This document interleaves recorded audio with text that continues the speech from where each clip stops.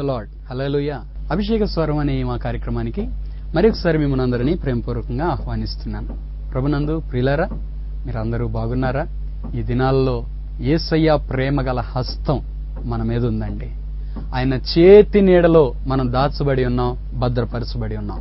మీరు ఏ విషయమునకు మీరు భయపడవలసిన అవసరం లేదు. దేవుని హస్తం మీకు తోడై ఉంది. ఆయన హస్తం మీ జీవితంలో గొప్ప కార్యాలు జరిగించగలిగినది, శక్తి కలిగింది. మనకు సహాయము చేయటానికి మన ప్రధాన యాజకుడైన యేసయ్య సరిపోయిన దేవుడండి, చాలిన దేవుడు. ఇంత గొప్ప దేవుని కలిగి ఉండటం నిజంగా ఇది మనకు గొప్ప భాగ్యం. ప్రియులారా, ఈరోజు దేవుని యొక్క వాక్యం మనం ధ్యానించుకుందాం. నేనెన్నుకున్న దేవుని యొక్క వాక్య భాగం మార్కు సువార్త 2వ అధ్యాయం 1 నుండి కొన్ని వచనాలు చదువుకుందాం. కొన్ని దినములైన పిమ్మట ఆయన మరలా కపెర్నహూములోనికి వచ్చెను. ఆయన ఇంట ఉన్నాడని వినవచ్చినప్పుడు అనేకులు కూడి వచ్చిరి గనుక వాకిటనైనను వారికి స్థలము లేకపోయాను. ఆయన వారికి వాక్యం బోధించుచుండగా కొందరు పక్షవాయు గల ఒక మనిషి 4 చేత మోయించుకుని ఆయన యొద్దకు తీసుకుని వచ్చిరి. చాలా మంది కూడి ఉన్నందున వారు ఆయన యొద్దకు చేరలేక ఆయన ఉన్న చోటికి పైగా ఇంటి కప్పు విప్పి సందు చేసి పక్షవాయు గలవాన్ని పరుపుతోనే దింపిరి. యేసు వారి విశ్వాసము చూచి, కుమారుడా, నీ పాపములు క్షమింపబడి ఉన్నవని పక్షవాయు గలవానితో చెప్పెను. శాస్త్రుల్లో కొందరు అక్కడ కూర్చుండి ఉండిరి. వారు, ఇతడు ఇట్లెందుకు చెప్పుచున్నాడు? దేవదూషణ చేయుచున్నాడు గదా, దేవుడొక్కడే తప్ప పాపమును క్షమింపగలవాడెవడని తమ హృదయములలో ఆలోచించుకునిరి. వారు తమలో తాము ఇలాగున ఆలోచించుకొనుట యేసు వెంటనే తన ఆత్మలో తెలుసుకొని, మీరెలాంటి సంగతులు మీ హృదయంలో ఎందుకు ఆలోచించుకుంటున్నారు? మీ పక్షవాయు గలవానితో నీ పాపములు క్షమింపబడి ఉన్నవని చెప్పుట సులభమా?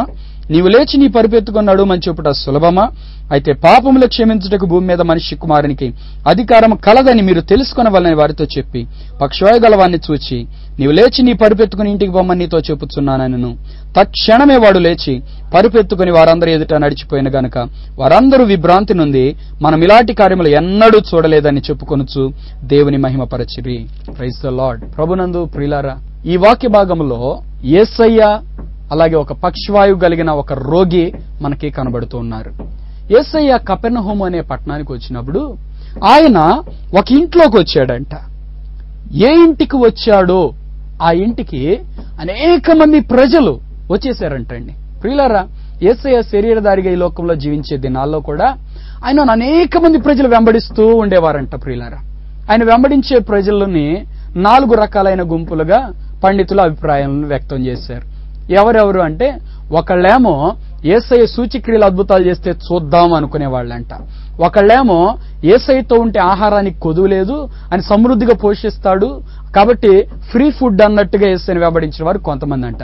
మరొకళ్ళేమో యేసయ్య చెప్పే మాటలు అద్భుతమైనవి, ఆ మాటలు చాలా శ్రేష్టమైనవి, మనం ఎప్పుడు వినలేదు, ఆ మాటలు విందామని వచ్చిన వాళ్ళు ఉన్నారంట.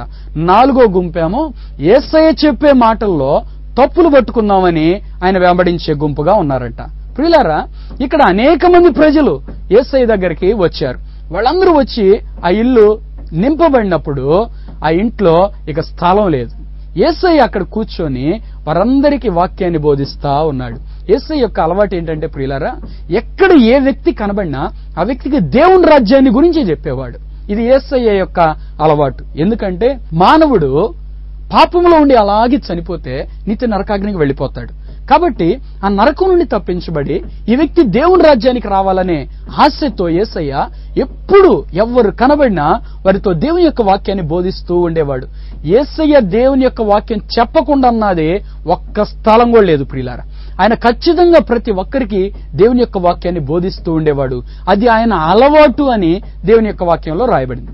ఒకరోజు కపెర్నహూములో ఒక ఇంట్లో ఇలాగే ఆయన వాక్యం చెప్తా ఉన్నాడు. యేసు ప్రభు ఆ గ్రామం వచ్చాడని, యేసు ప్రభు ఆ ఇంట్లో ఉన్నాడని తెలుసుకొని ఒక 4 వ్యక్తులు ఒక మంచి పని చేశారు ప్రియులారా. అదేంటి అంటే, పక్షవాయు రోగంతో బాధపడుతున్న ఒక వ్యక్తిని వాని పరుపుతో వాని మంచముతో సహా మోసుకొని యేసయ్య దగ్గరకు తీసుకొని వచ్చారు. ప్రియులారా, దేవుని యొద్దకు వెళ్లే మనం ఒక ఆశ కలిగి ఉండాలండి. అదేంటంటే, రోగములతో బాధపడే వారిని దేవుని దగ్గరికి తీసుకుని వెళ్ళాలి. ఎందుకంటే ఆయన స్వస్థపరిచే దేవుడు. అలాగే సమాధానం లేక నలిగిపోతున్న వ్యక్తుల్ని యేసయ్య దగ్గరికి ప్రార్థన కూటానికి మనం తీసుకుని వెళ్ళాలి. ఎందుకంటే ఆయన సమాధానకర్త యొక్క అధిపతి, సమాధానం ఇస్తాడు.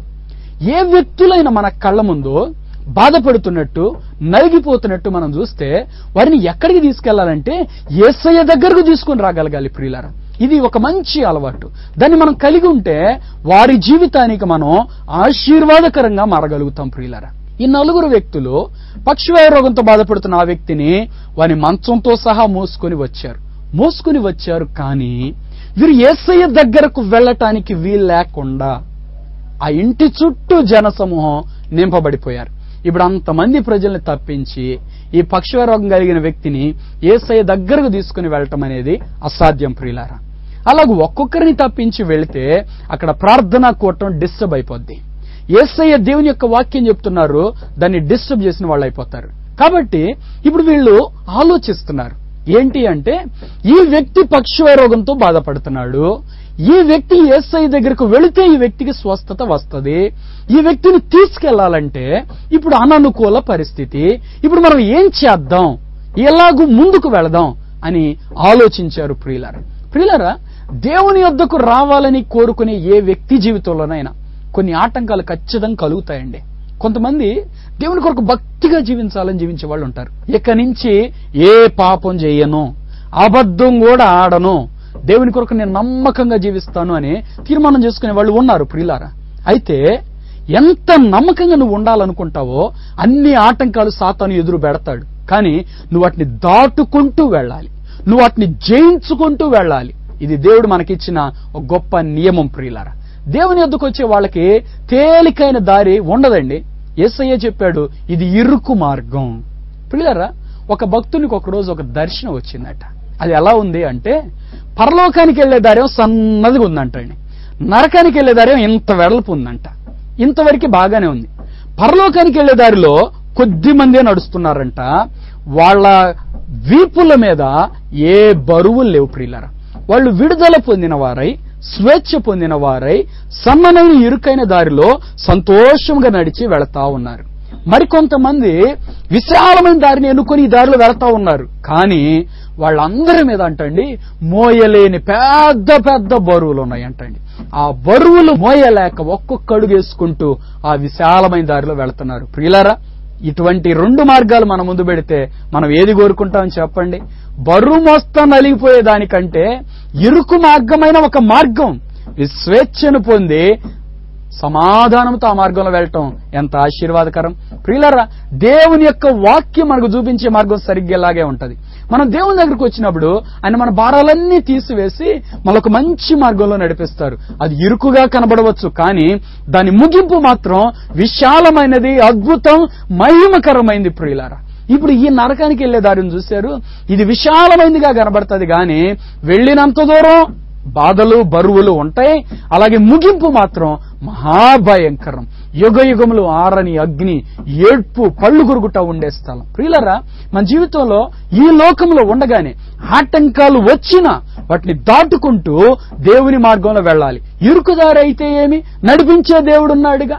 విశాలమైన దారిలో దేవుడు లేకుండా వెళ్లేదానికంటే దేవుడు నడిపించే దారిలో వెళ్ళటం ఎంతో ఆశీర్వాదం. ప్రియులారా, దేవుడు నడిపించే దారిలో దేవుడు తోడై ఉంటాడండి. రోడ్డు మీద మనం వెళుతూ ఉన్నాం అనుకోండి, కాపాడే దేవుడు ఉంటే ఏ యాక్సిడెంట్ అవుతుందనే భయం మనకుండదు. అదే కాపాడే దేవుడు లేడనుకోండి, మనం వెళుతున్నాం, ఒకవేళ అపాయం వస్తే దిక్కెవరు? ప్రియులారా, విశాలమైన దారిని ఎన్నుకున్న వారందరి జీవితాలు అర్ధాంతరంగా ముగిసిపోయాయి. ఎందుకంటే వారి జీవితంలో కాపుదల లేదు కదండి. యెహోవా యందు భయభక్తులు గల వారి చుట్టూ ఆయన దూత కావలి ఉండి వారిని భద్రపరుస్తుంది.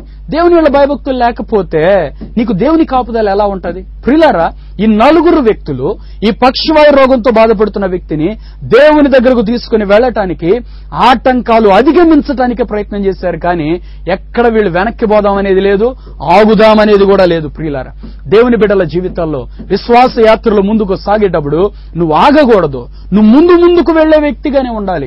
నువ్వు ఆగావు అంటే నువ్వు పడిపోవటం ప్రారంభించావు అనేది గుర్తు. మన విశ్వాస యాత్రలో మనం అంతకంతకు ముందుకు వెళ్ళాలి ప్రియులారా. అందుకే మనం ఈ కొద్ది జీవితంలో దేవుని ఎక్కువగా మహింపరచడానికి, దేవుని కొరకు ఇంకా ఎక్కువగా ఏదైనా చేయటానికి మనం ప్రయాసపడాలండి. ఈ 4 వ్యక్తులు అటువంటి తీర్మానం కలిగిన వారు ప్రియులారా. వీళ్ళు వెంటనే ఒక ఆలోచన చేశారు, కష్టమైనా సరే ఈ వ్యక్తిని ఉన్న పాటున పైకి తీసుకుని వెళదాం. పైకి తీసుకుని వెళ్లి అక్కడ పెంకులు విప్పి అక్కడి నుంచి యేసయ్య దగ్గరికి ఈ వ్యక్తిని దించుదామని ఓ తీర్మానం చేసుకున్నారు. ప్రియులారా, ఇప్పుడు ఒక ప్రశ్న, ఈ 4 వ్యక్తులు అంటే వీళ్ళు మంచిగా ఆరోగ్యంతో ఉన్నారు, వీళ్ళు పైకి ఎక్కగలుగుతారండి. మరి పక్షవాయు రోగంతో బాధపడుతున్న వ్యక్తి, మంచముతో పరుపుతో పాటు తీసుకుని వచ్చిన ఆ వ్యక్తి ఎలా పైకి వస్తాడు? ప్రియులారా, ఆ వ్యక్తిని మంచముతో పాటు వీళ్ళు పట్టుకుని పైకి తీసుకుని వెళ్లారంట. వాస్తవం చెప్పాలంటే ఒకవేళ ఏ ఇద్దరు అలా పైకి ఎత్తినా ఆ వ్యక్తి కింద పడిపోతాడు. ఉన్న పక్షవాయు రోగం కంటే అది ఇంకా భయంకరం అయిపోతుంది. కాబట్టి ఇటువంటి కఠినమైన పరిస్థితి అయినప్పటికీ కూడా వారు దేవుని యొద్దకు చేరాలనే ఒక ఆశతో ఈ వ్యక్తిని అలాగూ తీసుకుని వెళ్లారు. ప్రియులారా, నువ్వు నీ శ్రమల్లో దేవుని కొరకు నువ్వు నడుస్తున్నావా? దేవుని సహాయం నీకు ఉంటది. ఇబ్బందులు అయినా నువ్వు దేవుని కొరకు నువ్వు ప్రయాసపడుతున్నావా? దేవుని హస్తం నీకు తోడై ఉంటది. పొర్రపాటును కూడా దేవుడు తన బిడ్డలను విడిచిపెట్టాడు. ప్రియులారా, నీతిమంతులకు ఎప్పుడూ దేవుని హస్తం తోడుగా ఉంటది. దేవుని గొప్ప కార్యాలు వాళ్ళు అనుభవిస్తారు. ఈ 4 వ్యక్తులు ఈ మంచముతో ఈ వ్యక్తిని పైకి తీసుకుని వెళ్ళగలిగారంటే నాకు అది ఒక అద్భుతంగానే ఉందండి. ఏమండి, కిందన్న మంచాన్ని ఇంటి మీద ఉన్న వ్యక్తులు, అది కూడా ఎడ్జిలో ఉన్న వాళ్ళు కాదండి, ఇంటికి ఎక్కడో పైన మధ్యలో ఉన్న వాళ్ళు ఎలా మంచాన్ని పైకి తీసుకుని వెళ్ళగలిగారండి? పరుపుతో ఎలాగో ఆ వ్యక్తిని తీసుకుని వెళ్ళగలిగారు. ప్రియులారా, అక్కడికి తీసుకుని వెళ్ళటం మాత్రమే కాదు, ఆ పెంకులు విప్పి ఆ వ్యక్తిని సరిగ్గా యేసయ్య ముందు దించడం ప్రారంభిస్తున్నారు. ప్రియులారా, వీళ్ళ ఉన్న ఒకే ఒక్క ఆశ ఏంటంటే ఎలాగైనా సరే ఈ వ్యక్తిని యేసయ్య దగ్గరకు తీసుకుని వెళ్ళాలి. ప్రియులారా, మారు మనస్సు పొందినవారు, రక్షణ పొందినవారు, బాప్తిస్మం పొందినవారు మనందరిలో ఈ ఆశ కలిగి ఉండాలండి. ఏంటంటే మన కళ్ళ ముందు ఎంతమంది నశించి నరకాగ్నికి వెళ్ళిపోతున్నారు, మన కళ్ళ ముందు ఎంతమంది రోగాల చేత బాధపడుతున్నారు, మన కళ్ళ ముందు ఎంతమంది దేవుడు లేని జీవితం జీవిస్తున్నారు, మన కళ్ళ ముందు ఎంతమంది ఒట్టివారిగా మిగిలిపోతున్నారు, మన కళ్ళ ముందు ఎంతమంది కన్నీటితో బ్రతుకుతున్న వారు ఉన్నారు. ఇటువంటి వారిని చూసినప్పుడు మన బాధ్యత ఏంటంటే వారిని దేవుని దగ్గరికి తేవాలి. ఇది మన బాధ్యత. ప్రియులారా, సామెతల గ్రంథంలో దేవుడు ఒక ప్రశ్న వేస్తున్నాడు, నాశనమునకు జోగుచున్న వారిని నీవు రక్షింపవా? నాకు తెలియదని నీవు అనుకుంటే హృదయములను పరిశోధించు దేవుడు ఆ సంగతి ఎరుగును గదా అని మాట్లాడతాడు. అవును ప్రియులారా, మన కళ్ళ ముందు ఎంతమంది నరకాగ్నికి వెళ్ళిపోతున్నారు, వాళ్ళందరినీ మనం ప్రభు దగ్గరికి తేవాలి. రక్షించే దేవుడున్నాడు, ఆ దేవుని గురించి మనకు తెలుసు. మరి మనం ఏం చేస్తున్నాం? ఈరోజు మనం ఒక ప్రశ్న వేసుకుందాం. దేవుని బిడ్డలుగా మనం ఏం చేస్తున్నాం? ఈ లోకంలో చూడండి, ఒక వ్యక్తికి ఏదైనా ఒక మంచి లోన్, ఏదైనా ఒక సహాయం లభించిందనుకోండి, ఆ వ్యక్తి వెంటనే వెళ్లి తన తోటి వారందరికీ చెప్తాడు, తన బజార్ వాళ్ళందరికీ చెప్తాడు, తనకు ఇరుగు పొరుగు వాళ్ళందరికీ చెప్తాడు, వాళ్ళందరినీ కూడా అక్కడ పంపిస్తాడు. ఎందుకంటే నాకు దొరికిన మేలు మీరు అందరూ పొందండి అని. కానీ దేవుడిచ్చి అద్భుతమైన రక్షణ పొందిన మనం, స్వస్థత పొందిన మనం, విడుదల పొందిన మనం ఇతరులకు దాని గురించి చెప్పగలుగుతున్నామా? ప్రియులారా, ఈ 4 వ్యక్తులు గొప్ప విశ్వాస వీరులు అని నేను చెప్పగలుగుతానండి. వీరు ఇతరుల రక్షణ పట్ల ఆసక్తి కలిగిన వారు.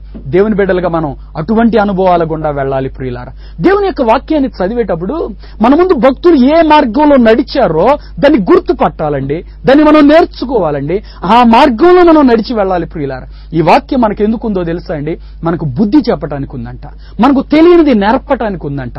ఒకవేళ మనం వెళ్లే మార్గంలో ఎలాంటి నష్టాలు ఉంటాయో చెప్పి అక్కడికి వెళ్లకుండా మనల్ని ఆపేది దేవుని యొక్క వాక్యం. ఒకవేళ మనం వెళ్లే మార్గంలో ఎంత జాగ్రత్తగా వెళ్లాలో హెచ్చరించి మనల్ని సరైన రీతిలో నడిపించేది దేవుని యొక్క వాక్యం. ఈ 4 యొక్క భక్తి జీవితం ఎంత ఆశీర్వాదకరంగా ఉందండి. ఒక పక్షవాయు రోగంతో జీవితకాలం అంతా బాధపడుతున్న ఆ వ్యక్తి జీవితంలో ఒక ఆశను కలిగించేదిగా ఈ 4 యొక్క విశ్వాస జీవితం ఉంది. ప్రియులారా, పక్షవాయు రోగంతో బాధపడుతున్న ఆ వ్యక్తి బహుశా ఆయన అనుకుంటాడు, ఇక నా బ్రతికింతే, నాకెవరూ సహాయం చేసేవాళ్ళు లేరు, నా బతుకు ఇలా ఒంటరితనంతో బ్రతికిపోవటమే, నేను ఇలాగ మంచంలోనే ఇలాగే జీవించి నేను ఇలాగే చచ్చిపోవాల్సి వస్తుందేమో అని ఆ వ్యక్తి అనుకుని ఉండవచ్చు. ప్రియులారా, అయితే ఆ వ్యక్తి జీవితానికి వెలుగు కలిగించినది ఈ 4 యొక్క విశ్వాసం. యేసు ప్రభు దాన్ని బహిరంగంగా చెప్పాడు. ప్రియులారా, అక్కడ ఈ 4 ఆ వ్యక్తిని అలాగూ ఇంటి మీదకు తీసుకుని వెళ్లి ఆ పరుపుతో పైకప్పులో నుండి ఆ వ్యక్తిని యేసయ్య ముందు దించినప్పుడు అక్కడ యేసయ్య ఆ వ్యక్తిని చూసి మాట్లాడలేదు గాని ఆ 4 విశ్వాసము చూచి అని వ్రాయబడి ఉంటది. ప్రియులారా, దేవుని కొరకు నువ్వు చేసే ఏ కార్యమైనా దేవుడు మర్చిపోడు.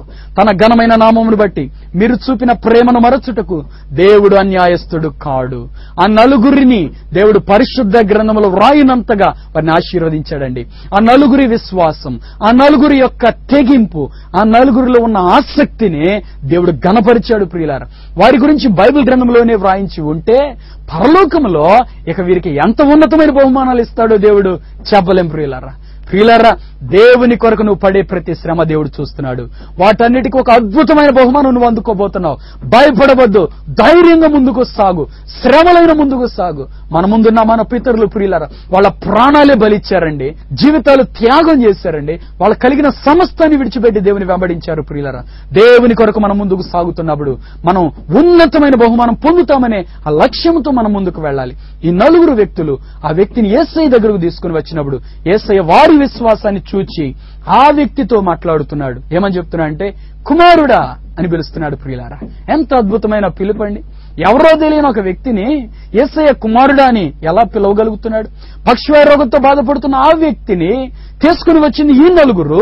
మరి ఆ వ్యక్తిని యేసయ్య కుమారుడా అని ఎలా పిలవగలుగుతున్నాడు? ప్రియులారా, దేవుని యొద్దకు మనం వెళ్ళిన ప్రతిసారి ఆయన మనల్ని పిలిచే పిలుపేంటో తెలుసా? నా కుమారుడా, నా కుమారి అని ఆయన పిలుస్తాడు. యోహాను సువార్త 1:12 చెప్పబడుతుంది, తను ఎందరు అంగీకరించిరో వారందరికీ, అనగా తన నామమునందు విశ్వాసం ఉంచిన వారికి దేవుని పిల్లలగటానికి ఆయన అధికారం అనుగ్రహించును అని చెప్పబడింది. ఒక అధికారం ఇచ్చాడు. ప్రియులారా, మనము దేవుని పిల్లలయ్యే అధికారం ఇది యేసయ్య ఒక్కడే ఇచ్చిన అధికారం. ఈ లోకంలో ఎవరికి ఇవ్వలేదు. ప్రియులారా, ఏ జనమునకు ఏ దేవుడు అటువంటి అధికారం ఇవ్వలేదండి. యేసయ్య ఒక్కడే తన బిడ్డలకి ఈ అధికారం ఇచ్చాడు. తను అంగీకరించిన వారందరికీ దేవుని పిల్లలయ్యే అధికారం ఇచ్చాడు. ఈ పక్షవాయు రోగం కలిగిన వ్యక్తి దేవుని యొద్దకు వచ్చినప్పుడు యేసయ్య ఆ వ్యక్తిని చూసి పిలుస్తున్న పిలుపేంటి అంటే కుమారుడా అని పిలుస్తున్నాడండి. ఎంత ఉన్నతమైన భాగ్యం. చూద్దాం మార్కు సువార్త 2:5 ప్రియులారా, యేసు వారి విశ్వాసము చూచి, కుమారుడా నీ పాపములు క్షమింపబడి ఉన్నవని పక్షవాయువు గలవానితో చెప్పెను. ప్రియులారా, ఆ రోజే ఈ పక్షవారోగం కలిగిన వ్యక్తి జీవితంలో ఒక వెలుగు వచ్చేసిందండి, ఒక గొప్ప ఆశీర్వాదం వచ్చేసింది. అదేంటి అంటే దేవునికి కుమారుడిగా మారిపోయాడు. అంటే దాని అర్థం ఏంటి అంటే పరలోక రాజ్యానికి వారసుడిగా మారిపోయాడు అని అర్థం. ప్రియులారా, ఇది ఎంత ఉన్నతమైన భాగ్యం అండి. మన జీవితానికి మనం సంపాదించుకోవాల్సిన ఒక శ్రేష్టమైన ఆశీర్వాదం ఏంటంటే దేవుని కుమారుడిగా మారాలి, దేవుని కుమార్తెగా మారాలి. ఈ లోకంలో జీవించేటప్పుడు కూడా మనం అలాగే బ్రతకాలి. నేను దేవుని కుమారుడును అన్నట్లు బ్రతకాలి, దేవుని కుమార్తెను అన్నట్లు బ్రతకాలి. రాజులైన యాజక సమూహం అని దేవుని యొక్క వాక్యం చెప్పబడుతుంది. మన తండ్రి రాజులకు రాజు, ప్రభులకు ప్రభు. ఆయన బిడ్డలమైన మనం యువరాజులమై ఉన్నాం. ప్రియులారా, కాబట్టి మనం దేవుని బిడ్డలయ్యే ఈ గొప్ప భాగ్యం దేవుడు మనకి ఇచ్చాడు. ఆ వ్యక్తిని చూసి యేసయ్య చెప్తున్న మాట, కుమారుడా అని చెప్పి నీ పాపాలు క్షమించబడ్డాయి అన్నాడు. ఎందుకు యేసయ్య ఆ మాట చెప్పాడు? ఆ వ్యక్తి బాధపడుతున్న అనారోగ్యంతో, ఆ వ్యక్తి అనారోగ్యాన్ని స్వస్థపరచడానికి చూడాలి, కానీ నీ రోగం నుంచి నువ్వు విడుదల పొందని చెప్పాలి, లేదంటే నీ పరుపెత్తుకున్నాడు అని చెప్పాలి. కానీ నీ పాపాలు క్షమించబడి ఉన్నవని యేసయ్య ఎందుకు చెప్పాడు అక్కడ? ప్రియులారా, ప్రతి మనిషి జీవితంలో ఉన్న పాపాన్ని తొలగించటమే దేవుని యొక్క ప్రథమమైన కార్యం. ప్రియులారా, మన పాపం మనకి తొలగిపోతే మనం దేవుని బిడ్డలం అయిపోతాం. దేవుని బిడ్డలం అయిపోతే దేవుని ఆశీర్వాదములన్నీ మనవే. ప్రియులారా, మనం వాటన్నిటిని స్వతంత్రించుకోగలుగుతాం. చాలా మంది ఈ లోకంలో ఒక్కొక్కటి వెతుకుతూ ఉంటారు. అనారోగ్యంతో బాధపడుతున్నారు అనుకోండి, స్వస్థత వస్తే చాలు అనుకుంటారు. సరేనండి, దేవుడు మీకు స్వస్థత ఇచ్చాడు అనుకోండి, ఆ తర్వాత మీరు దేవుని విడిచిపెట్టి లోకంలోనికి వెళ్లిపోయి అలాగే మీరు చనిపోయారు అనుకోండి, మీ పాపంలో ఉండి మీరు ఎక్కడికి వెళ్తారు అంటే నిత్య నరకగ్నికి వెళ్లిపోతారు. అప్పుడు మీరు స్వస్థత పొంది ఏం ప్రయోజనం చెప్పండి? మీరు దేవుని దగ్గరికి వెళ్లారు, ప్రార్థన చేసుకున్నారు, దేవుడు చేసి మేలు పొందారు, కానీ ఏం ప్రయోజనం చెప్పండి? ప్రియులారా, అందుకే దేవుడు అంటాడు, మనం అనారోగ్యంతో బాధపడుతూ ఆయన దగ్గరికి వెళ్ళినా, సమస్యలు బాధపడుతూ ఆయన దగ్గరికి వెళ్ళినా మన పాపములు క్షమించబడినట్లుగా మనం ప్రార్థన చేసుకోవాలని యేసయ్య కోరుతూ ఉన్నాడు. ప్రియులారా, అవును ప్రియులారా, మన పాపములు క్షమించడానికే దేవాతి దేవుడు శరీరధారిగా ఈ లోకానికి వచ్చాడు. మన పాపములు క్షమించాలనే ఆయన పరిశుద్ధ రక్తాన్ని మన కొరకు కార్చాడు. ప్రియులారా, ఆయన దెబ్బలు తిని నొప్పి అనుభవించి బాధ పొంది ఆయన రక్తాన్ని మన కొరకు కార్చాడు. ప్రియులారా, మన పాపములు క్షమించాలనేదే దేవుని యొక్క ప్రధానమైన ఉద్దేశమైనది. మరి నీ జీవితంలో నువ్వు అటువంటి పాపక్షమాపణ పొందావా? నీ పాపములు క్షమించబడి ఉన్నాయనే నిశ్చయత నీకుందా? నీ హృదయంలో అటువంటి నిశ్చయత లేకపోతే నువ్వు నిత్య నరకంలోనే ఉన్నావు, ఇంకా పాపంలోనే ఉన్నావు. నీ హృదయంలో నిశ్చయత సంపాదించుకో, దేవుని రాజ్యానికి వారసుడిగా నిన్ను నువ్వు స్థిరపరుచుకో. నువ్వు పరలోక రాజ్యం వెళతావా నరకానికి వెళతావా అనేది ఎవరు నిశ్చయిస్తారో చెప్పమంటారా? నీ సొంత మనస్సాక్షి నిశ్చయిస్తుంది. నీ పాపములు క్షమించబడినప్పుడు ఆ నిశ్చయిత నీ మనస్సాక్షికి కలుగుతుంది. ఒకవేళ నీ పాపములు క్షమించబడకపోతే నీ మనస్సాక్షి నీతో చెప్తుంది, ఇదిగో ఈ పాపం నీలో ఇంకా ఉంది కదా, మరి నువ్వు ఎలా పరలోకం వెళ్తావు? అప్పుడు దాన్ని మనం సరి చేసుకొని దాన్ని విడిచిపెట్టి మన జీవితాలు మార్చుకొని దేవుని బిడ్డలుగా మారవలసిన అవసరం ఎంతో ఉంది ప్రియులారా. ఈ కార్యక్రమం చూస్తున్న మీరందరూ కూడా దేవుని బిడ్డలుగా మారాలని దేవుడు కోరుతున్నాడు. ఆయన మనకి తన పోలికనిచ్చాడు, తన ఆత్మనిచ్చాడు, తన రూపం ఇచ్చాడు ప్రియులారా. మనం ఆయన బిడ్డలుగా జీవించి ఆయనతో నిరంతరం ఉండాలనేదే ఆయన యొక్క ప్రధానమైన ఉద్దేశ్యమై ఉన్నది. కాబట్టి ప్రియులారా, మన జీవితంలో మనం దేవుని బిడ్డలుగా జీవించడానికి ఒక శ్రేష్టమైన తీర్మానం చేసుకుందాం. ప్రియులారా, యేసయ్య ఈ వ్యక్తి పాపాలు క్షమించాను అని చెప్తే ఈ మాట అక్కడున్న వాళ్ళలో కొంతమందికి నచ్చలేదండి.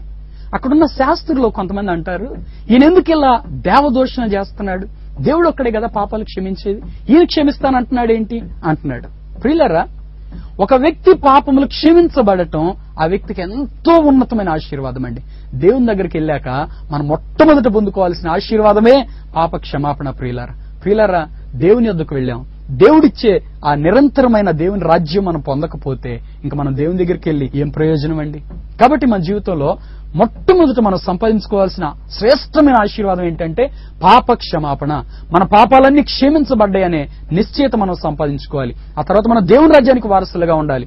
అయితే సాతాను గడికి నచ్చని ఒకే ఒక్క పాయింట్ ఏంటంటే ఇది ఒక్కటేనండి, నీ పాపములు మాత్రం క్షమించబడకూడదు, నీ పాపములు మాత్రం నువ్వు విడిచిపెట్టద్దు. నువ్వేమైనా చేయి, చర్చికెళ్ళు, వాక్యం చదువుకో, ప్రార్థన చేసుకో, పాటలు పాడు, ఇంకా ఏమైనా చేయి, కానీ పాపములోనే కొనసాగు. ఇది సాతానుగాడు మనుషులకు చేసే బోధ. ఏం పర్వాలేదు, ఈ లోకంలో నీతిమంతులు ఎవరున్నారు, నువ్వేం చేసినా ఏం కాదు, ముగింపులో ఒకసారి సారీ ప్రభు అని చెప్తే నువ్వు పరలోకం వెళ్తావు. ఇది సాతాను చేసే బోధ. మోసపోవద్దు ప్రియులారా, దేవుడు వెక్కిరించబడ్డు, మనుష్యుడేమి విత్తుతాడో అదే కోస్తాడు. నువ్వు పాపాన్ని ప్రేమించే వ్యక్తివైతే నువ్వు దేవుని ప్రేమించే వ్యక్తివి కాదు. నువ్వు దేవుని ప్రేమించే వ్యక్తివైతే పాపాన్ని ప్రేమించే వ్యక్తివి కాదు. దేవుని మూలముగా పుట్టిన వాడెవడు పాపము చేయడు, చేయజాలడు అని దేవుని యొక్క వాక్యం చెప్తుంది. దేవుడా పాపమా, నువ్వు ఒక్క వైపే నడవగలుగుతావు, రెండో వైపు నువ్వు నడవలేవు. నువ్వు దేవుని వైపు తిరిగితే పాపం నీ వెనక, ఇక నీకు పాపంతో సంబంధం లేదు. నువ్వు పాపం వైపు తిరిగావంటే నీ వీపు నువ్వు దేవుని వైపు తిప్పావు, దేవునికి నువ్వు విరోధమైన మార్గంలో వెళతా ఉన్నావు. సాతాను గడు అందుకే మనుషులందరినీ ఇలా మోసం చేసేస్తున్నాడు. ఏం పర్వాలేదు, సారీ చెప్పొచ్చు. కొంతమంది అంటారు, సిలువలో రెండవ దొంగ ఎప్పుడు మారు మనసు పొందాడండి, ఎప్పుడో చచ్చిపోబోయేటప్పుడు సారీ ప్రభు అన్నాడు, అంతే కదా. మనం కూడా అప్పుడు ప్రభుని నా పాపం క్షమించు ప్రభు, నన్ను పరలోక రాజ్యం చేర్చుకుంటే దేవుడు చేర్చుకుంటాడని కొంతమంది అంటూ ఉంటారు. ప్రియులారా, సిలువలో దొంగకి ఆ అవకాశం ఇవ్వబడింది. మన జీవితం ఎప్పుడు ముగుస్తుందో మనకు తెలియదు కదా. మరి ఒకవేళ ఆ పాప క్షమాపణ పొందకుండానే మనం చచ్చిపోతే మరి పరిస్థితి ఏంటి? ఒకవేళ అటువంటి పరిస్థితి నీకొస్తే నీ పరిస్థితి ఏంటి? మన జీవితం గురించి దేవుని యొక్క వాక్యం చెప్తుంది, నీటి బుడగ లాంటి జీవితం, తళతళ మెరుస్తుంది, ఎప్పుడు పగిలిద్దో తెలియదు, గడ్డి పువ్వు లాంటిదంట. ఇప్పుడు చక్కగా వికసించింది, గాలి వీచిందంటే పువ్వు రాలిపోతుంది. ఇది మన జీవితం అండి, ఎప్పుడు ముగుస్తుందో తెలియదు. అయితే మన జీవితం ముగియబడకానికి ముందే మనం దేవుని రాజ్యాన్ని సంపాదించుకొని ఉండాలి.